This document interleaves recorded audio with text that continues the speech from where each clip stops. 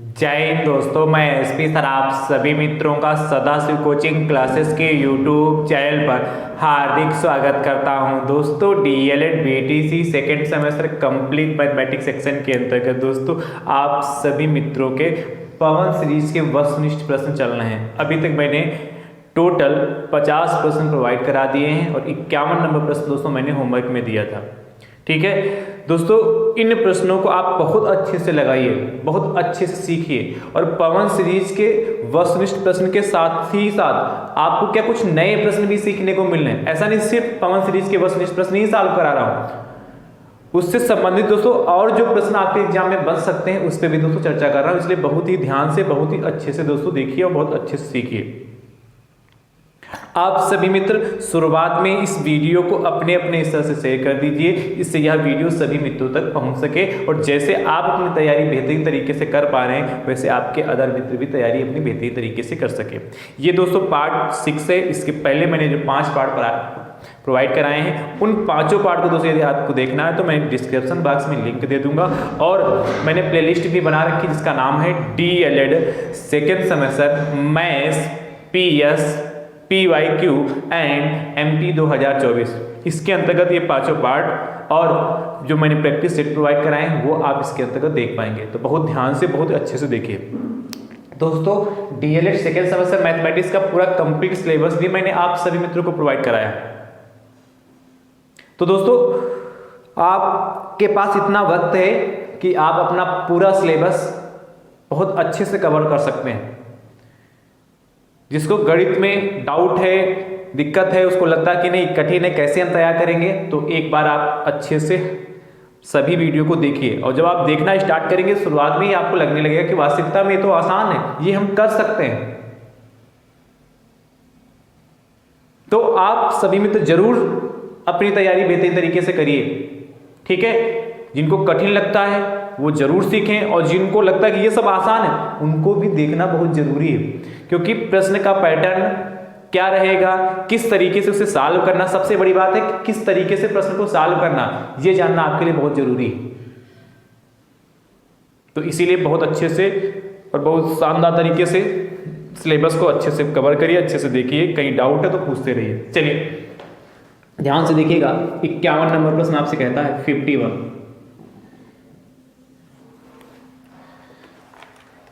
कोई संख्या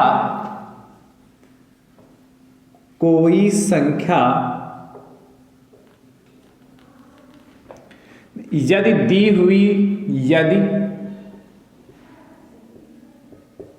हुई कोई संख्या यदि दी हुई 2 या 2 से अधिक 2 या 2 से अधिक व्यंजकों को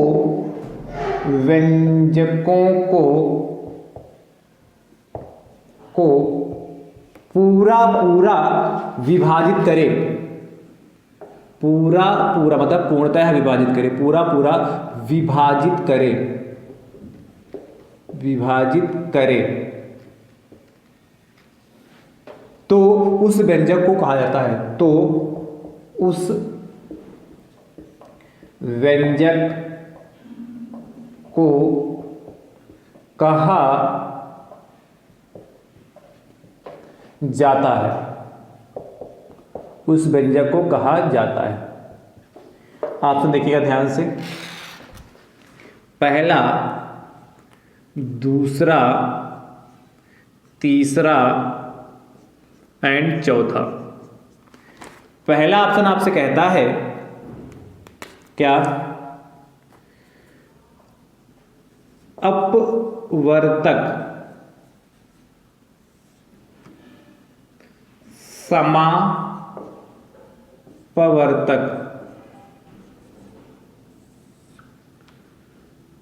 समापवर्ती, अंतिम है अपवर्ती।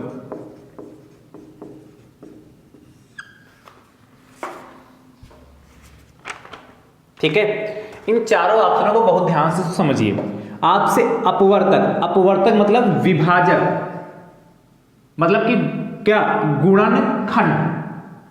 अपवर्तक लिखा हो कहीं पर आपको मिल जाए, चाहे विभाजित लिखा मिल जाए, चाहे गुणनखंड, मतलब एक ही है। आपने फर्स्ट सेमेस्टर में बहुत अच्छे से पढ़ा है चैप्टर को, अपवर्तक, समापवर्तक, समापवर्ती और अपवर्त के बारे में बहुत अच्छे से जाना है। प्रश्न इसमें भी दोस्तों आ सकता है।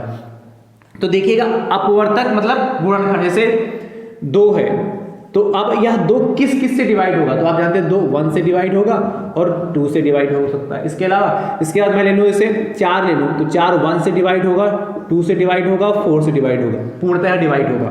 फिर जैसे मान लो 6 ले लें, तो यह 1 से डिवाइड होगा, 2 से डिवाइड होगा, 3 से डिवाइड होगा और 6 से डिवाइड होगा, ठीक है। और 8 ले लें, तो 1 से होगा, 2 से होगा, कितना 4 से होगा और 8 से होगा। और किसी से होगा 9 ले लें, तो 9 1 से डिवाइड होगा, 3 से डिवाइड होगा और सीधे किससे 9 से डिवाइड होगा। भाई 1 2 से तो होगा नहीं, 3 से होगा, 4 से भी नहीं, 5 से भी नहीं, 6 से भी नहीं, सीधे 9 से हो जाएगा। तो ये इसके क्या, अपवर्तक, गुणनखंड फैक्टर, मतलब 2 4 6 8, मतलब जो संख्या दे रखी हो उस संख्या को पूर्णतया विभाजित करने वाली संख्याएं उस संख्या की अपवर्तक कहलाती हैं। देखिए डिफिनेशन ही लिखी यहां पर, क्या, जो संख्याएं दे रखी, दी गई संख्या को विभाजित करने वाली सभी संख्याएं उस संख्या की अपवर्तक कहलाती। इस तरीके से यहां डिफिनेशन लिख के आ सकती है। परंतु यहां लिखा गया है, कोई संख्या यदि दी हुई 2 या 2 से अधिक व्यंजकों को पूरा विभाजित करे, कोई संख्या यदि दी हुई 2 या 2 से अधिक व्यंजकों को, मतलब 2 या 2 से अधिक संख्याओं को पूरा विभाजित करे, पूरा विभाजित करे, तो उसे क्या कहेंगे, ध्यान समझिएगा। वैसे मैं ले लूं, कह दूं जैसे 6 और 8, तो आपको पता 6 8 ये 2 ले रहा हूं, बाकी सब पूरा कर रहा हूं, 6 8 ले रहा हूं। अब देखिए 6 और 8 में ऐसी संख्या बताइए जो दोनों में कॉमन हो, मतलब 6 में और 8 में, दोनों में, तो देखिए आप पाएंगे 1 तो कॉमन होगा ही होगा, और क्या, देखिए 2 भी कॉमन मिल रहा है आपको। तो यानी कि 6 और 8, 6 भी 1 से डिवाइड हो रहा है और 8 भी 1 से डिवाइड हो रहा है, तो एक तो सबका अपवर्तक होता ही होता है। और देखिए 6 जो 2 से भी डिवाइड हो रहा है और 8 भी 2 से डिवाइड हो रहा है, यानी कि यदि हम 6 तथा 8 का समापवर्तक पूछे, समापवर्तक, कॉमन डिवाइजर या कॉमन फैक्टर, तो कितना होगा, 1 और 2 होगा, 1 तथा 2 होगा। तो वही कह रहा है, कोई संख्या यदि दी हुई 2 या 2 से अधिक व्यंजकों को पूरा विभाजित कर दे, तो कोई संख्या जैसे 2 है संख्या, तो देखिए 6 को भी डिवाइड कर रही, 8 को भी डिवाइड कर रही, और जैसे कोई संख्या 4 लिया था, तो देखेंगे 4 का 1 से डिवाइड हो रहा था, तो 2 से डिवाइड हो रहा था, और किससे 4 से डिवाइड हो रहा था। तो देखिए यदि तीनों में कॉमन से पूछता 4 6 और 8 का समापवर्तक बताओ, तो 4 6 यदि 8 का पूछता, तो देखिए तीनों में 1 कॉमन मिल रहा है और तीनों में 2 कॉमन मिल रहा है, तो 1 तथा 2 भी, 1 तथा 2, 4 6 8 का भी समापवर्तक होता। बात समझ पा रहे हो, कहने का तो समझ पा रहे हो कि इन दोनों संख्याओं में, दोनों संख्याओं के अपवर्तक निकालिए, अपवर्तक निकालने के बाद उन दोनों संख्याओं में जो उभयनिष्ठ अपवर्तक होता है उसे हम समापवर्तक कहते हैं। थोड़ा सा डिफिनेशन को बदला गया है, वही कह रहा है, कोई संख्या, तो कोई संख्या जैसे 2 हो गई, यदि दी हुई 2 या 2 से अधिक संख्या, देखिए 2 मतलब 6 8 ले लिया मैंने, जैसे मैं 4, चलिए कुछ समय के लिए मैं 4 को भी सम्मिलित कर रहा हूँ, 3 संख्या ले रहा हूँ, 2 का समझ गए, अब मैं 3 संख्या ले रहा हूँ, तो 1 देखिए तीनों में कॉमन मिल रहा है और 2 कॉमन मिल रहा है। यहाँ 4 में तो 4 कॉमन है, 8 में तो 4 मतलब कि कॉमन मिल रहा, पर 6 में नहीं, तो बस 2 ही मिलेंगे। तो यहाँ पर 4, 6 तथा 8 का समापवर्तक 1 तथा 2 होगा। तो कह रहा है कोई संख्या, तो देखिए 1 तो है, ये 2 को मान लेते, कोई संख्या तो 2 दी हुई 2 या 2 से अधिक संख्या, 2 ले चाहे 2 से अधिक संख्या से अधिक संख्याओं मतलब व्यंजकों को पूरा विभाजित कर दे। तो देखिए 4 6 8 को पूरा विभाजित कर रहा है कि नहीं कर रहा, तो उस व्यंजक को कहा जाता है, क्या कहा जाएगा, समापवर्तक कहलाएगा। समझ पाए, तो अपवर्तक और समापवर्तक 2 चीज समझ पाए। अब हम बात करते हैं, इसका आंसर तो सेकंड हो जाएगा, पर हम इसकी बात करते हैं अपवर्त क्या होता है। अपवर्त का मतलब होता है गुणज, मल्टीपल। क्या होता है, गुणज। जैसे लिखा है, इसको रब कर दे, इस टॉपिक को अच्छे से समझ लीजिए, जिससे कोई भी इसमें पूछा जाए तो आप अच्छे से कर लें। जैसे आपसे पूछे 2 के गुणज बताइए, तो 2, अब इसका 2 का पहाड़ा पढ़ना, 2 4 6 8 10, ऐसे कि आप पढ़ते जाएंगे, अनंत तक जाएगा। जैसे अगला ले लें हम 3 ले लें, या 3 के भी हो सकते हैं, 4 ले रहे हैं तो 4 ले लें तो किससे जाएगा, 4 8 12 16 4 5 20, ऐसे क्या और भी बढ़ता जाएगा, कहाँ, अनंत तक। और संख्या ले सकते हो, जैसे हम 8 ले लें तो कितना हो जाएगा, 8 16 8 3 24 8 4 32 8 5 40, ऐसे क्या और बढ़ता जाएगा। तो अपवर्त मतलब बिता दे, अपवर्त मतलब गुणज। अपवर्त का मतलब क्या होता है, गुणज होता है,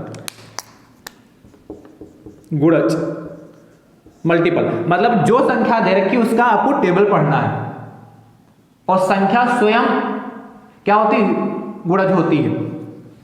और जब बात करता समापवर्ती, तो कॉमन मल्टीपल की बात करता है, जैसे मैं पूछूं 2 4 और 8 का समापवर्ती क्या होगा, तो जो इसमें कॉमन होगा वही इसका समापवर्ती होगा। तो देखिए यहाँ भी 8 यहाँ भी 8 यहाँ भी 8, तो 2 4 तथा 8 का समापवर्ती यदि आपसे पूछेगा तो क्या हो जाएगा, 8 हो जाएगा। जब 2 और 4 का समापवर्ती पूछेगा तो देखिए 4 भी यहाँ कॉमन मिल रहा है, 8 भी कॉमन मिल रहा है, और इसके आगे और भी कॉमन मिलेगा, तो एंड से ऑन ही करना पड़ेगा।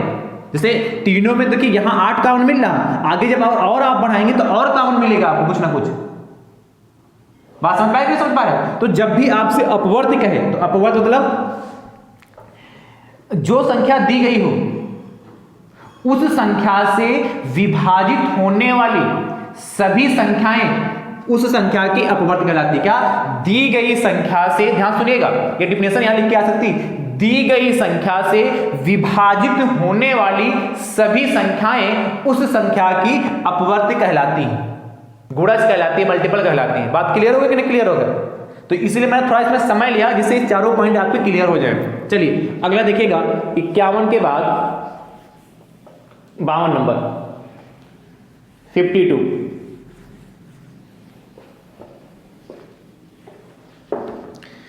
बावन आपसे कहता है 52 नंबर 9 12 18 का लासा, ये तो बहुत आसान है, का लासा है। ऑप्शन देखिए 45 36 9 और 27।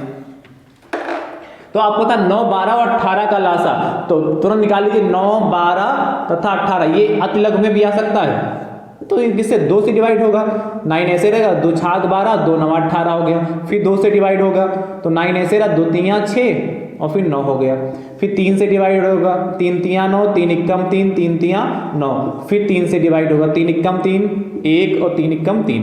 अब इन सभी क्या लिखोगे, 9 यदि अतिलघु में आएगा तो इस तरीके से करेंगे, 9 12 तथा 18 का लासा एलसीएम क्या आएगा, जो इसके अभाज्य गुणनखंड आए हैं 2 गुणे 2 गुणे 3 गुणे 3, ये लिखे हैं मैंने, तो 2 दूना 4 3 12 3 36, तो कितना आएगा आपका लासा, 36 आ जाएगा। Option number second. तो इसमें कोई बहुत बड़ी बात नहीं है। 52 के बाद 53 देखिएगा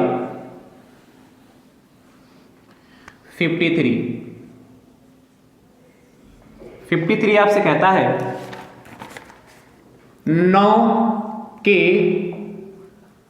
अपवर्ती, अब देखिए वही प्रश्नावली भी बन गया, अपवर्ती है, 9 के अपवर्ती हैं। ऑप्शन देखिएगा 9 18 27 36 3 6 9 12 1 3 6 9, और चौथा ऑप्शन है 1 9 18 27 और 36। तो ये तो समझ गए हैं, अपवर्ती का मतलब क्या, मल्टीपल, गुणज। तो आपको क्या 9 का पूछे तो 9 का पहाड़ा पढ़िए, तो 9 एकम 9 9 दूनी 18 9 3 27 9 चौक 36 9 5 45, 4 ही डिजिट ही रखी। तो देखिए 9 18 27 36, देखिए पहला ही ऑप्शन है, बाकी सारे ऑप्शन बेकार। समझ पाए कि नहीं समझ पाए? चलिए 54। 54 नंबर दोस्तों आपसे कह रहा है, नोट करते रहिए। 54 नंबर, सबसे छोटी प्राकृतिक संख्या, सबसे छोटी, ये तो सभी जानते हैं, प्राकृतिक संख्या क्या है। कई बार ऑब्जेक्टिव में ही मैं चर्चा कर चुका हूं। देखिए, स्मॉलेस्ट इवन नंबर की बात कर रहा है, ऑप्शन है -1, 1, 0, इनमें से कोई नहीं, इनमें से कोई नहीं। तो ध्यान से देखिएगा भैया, सबसे छोटी प्राकृतिक संख्या क्या है? तो आपको पता है नेचुरल नंबर, ऐसी संख्याएं 1, 2, 3 ऐसे कहां तक, इन्फिनिटी तक, ऐसी संख्या जिनके द्वारा वस्तुओं को गिना जाता है। तो सबसे छोटी प्राकृतिक संख्या नेचुरल नंबर 1 से स्टार्ट होती है, यानी कि ऑप्शन नंबर आपका सेकंड हो जाएगा। क्लियर हुआ कि नहीं क्लियर हुआ? चलिए अगला कह रहा है 54 के बाद 55। सबसे छोटी पूर्ण संख्या क्या है? सबसे छोटी प्राकृतिक संख्या के स्थान पे कह रहा पूर्ण संख्या। पूर्ण संख्या क्या है? ऑप्शन है पहला 0, ऑप्शन बदले हैं इसमें, पहला है 0, फिर 2, फिर -2, इनमें से कोई नहीं। तो ये इसको भी आप जानते हैं, सबसे छोटी पूर्ण संख्या। आपको पता प्राकृतिक संख्याओं में यदि हम 0 को सम्मिलित कर देते हैं तो 0 से लगाकर इन्फिनिटी तक की जितनी भी संख्याएं हो, 0, 1, 2, 3, 4, 5 ऐसे कहा अनंत तक की जितनी भी संख्याएं होंगी, तो सभी संख्याएं हमारी पूर्ण संख्याएं कहलाती है। यानी कि सबसे छोटी यदि आपसे पूर्ण संख्या पूछता है तो 0 होगा। ठीक, 55 के बाद 56, 56। 56 नंबर दोस्तों आपसे कह रहा है, एक है, इस पे भी खूब चर्चा किया है। एक है, ऑप्शन देखिएगा, एक है पहला भाज्य संख्या, भाज्य संख्या कंपोजिट नंबर्स। दूसरा अभाज्य संख्या,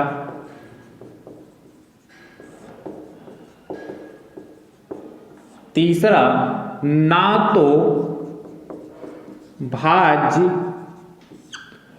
और ना अभाज्य संख्या। बताइए कौन सा ऑप्शन होगा, कमेंट करके जरूर बताइए।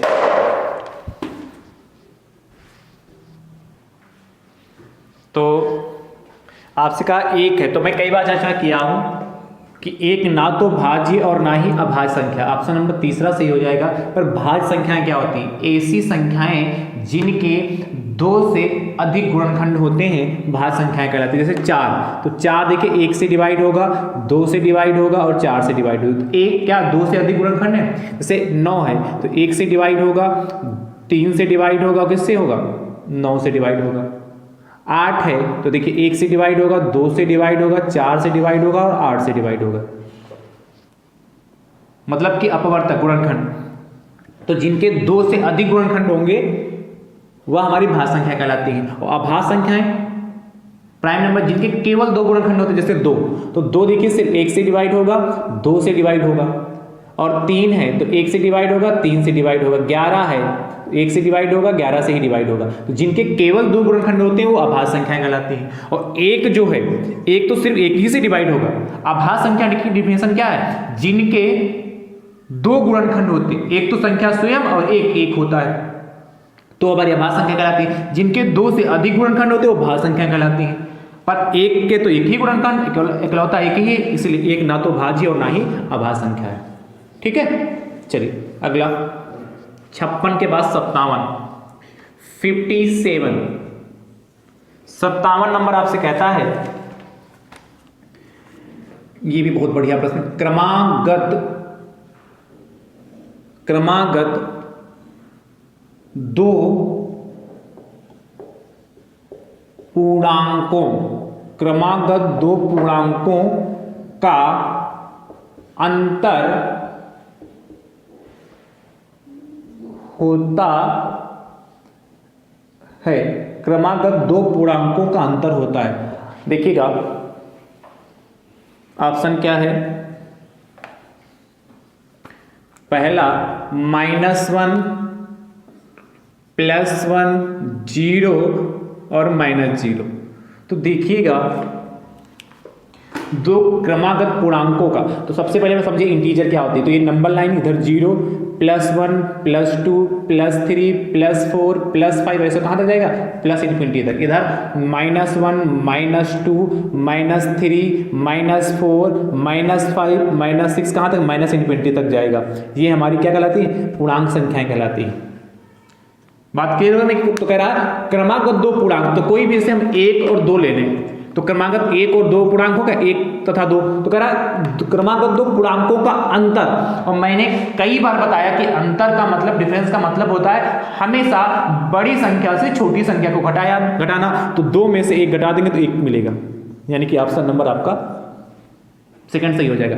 परंतु और जैसे 4 3 4 है, तो 3 और 4 मतलब 4 में से 3 घटाओगे। यहां देखिए जैसे मान लेते हैं -3 और -2, अब ये दो क्रमागत संख्याएं हैं, अब इनका अंतर चाहिए। तो अंतर मतलब क्या, हमेशा बड़ा नंबर से छोटा नंबर घटाना। तो -3 बड़ा होगा कि -2 बड़ा होगा, तो कहोगे सर -2 बड़ा होगा। माइनस में जितनी छोटी संख्या होगी वह उतनी बड़ी मानी जाती है, और अंतर तो माइनस लगा दिया और -3 हो गया। ठीक है, तो -2 माइनस +3, तो -2 + 3 कितना, 1 ही तो आएगा। ठीक, क्लियर हुआ ना, क्लियर हुआ। चलिए अगला 58 नंबर कहता है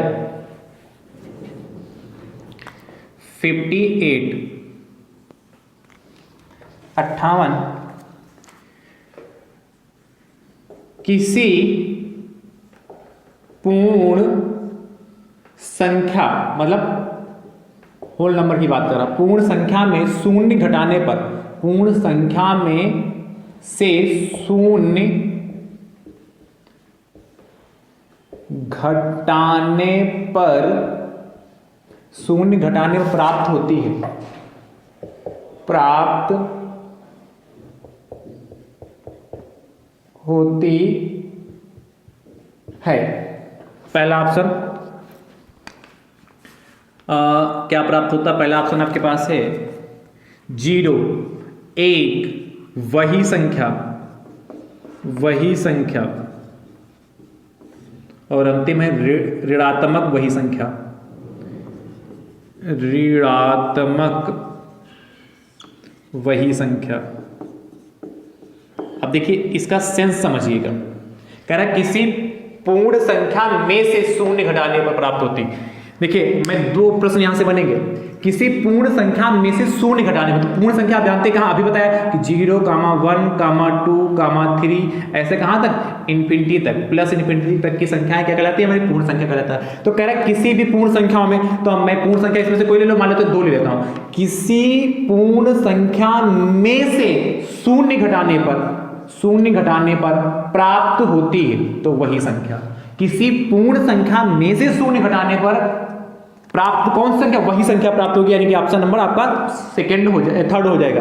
किंतु यही कहता है किसी पूर्ण संख्या को शून्य से, क्या लिखा होता, इतना यहां ना लिखा होता, देखिए किसी पूर्ण संख्या को, या में से क्या यहां पर को लिखा, शून्य से, यहां पर क्या होता, शून्य से घटाने पर क्या लिखा होता, किसी पूर्ण संख्या को शून्य से घटाने पर प्राप्त होती है।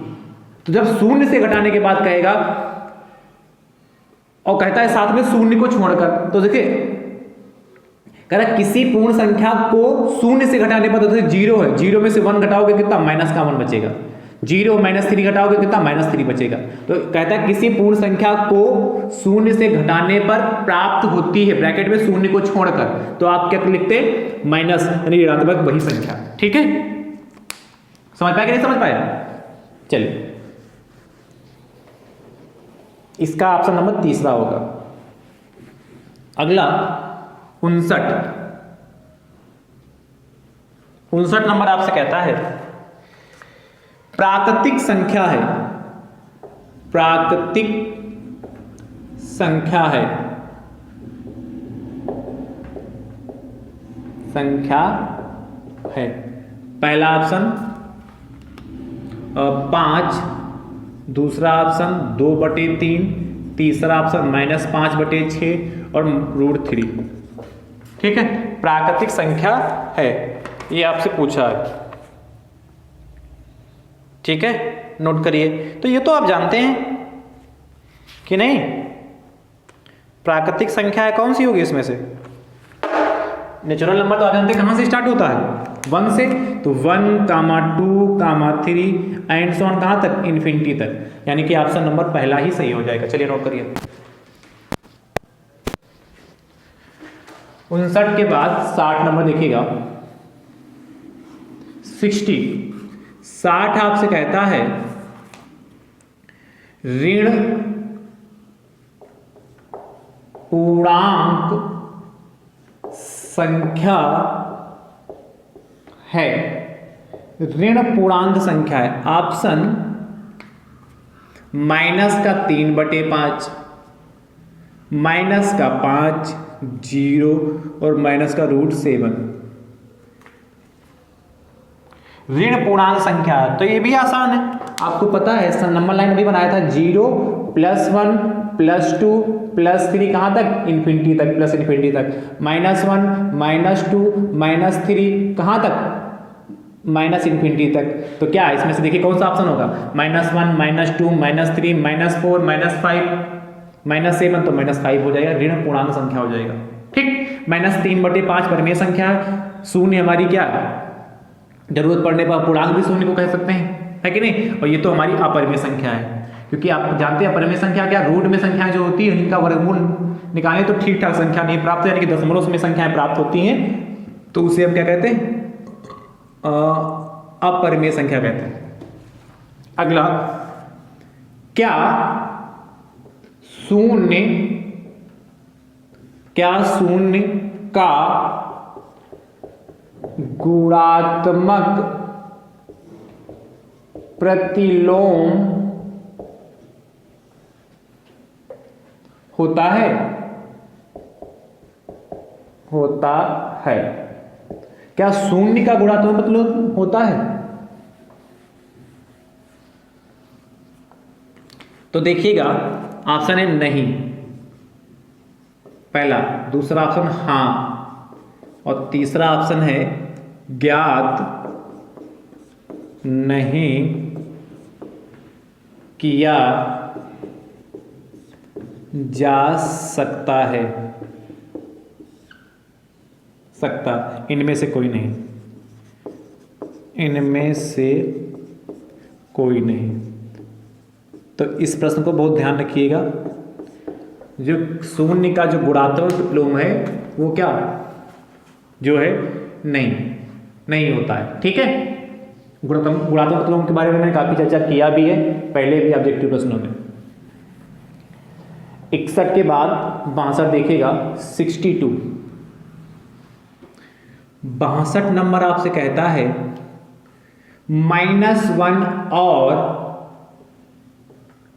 +1 के बीच कितनी परिमेय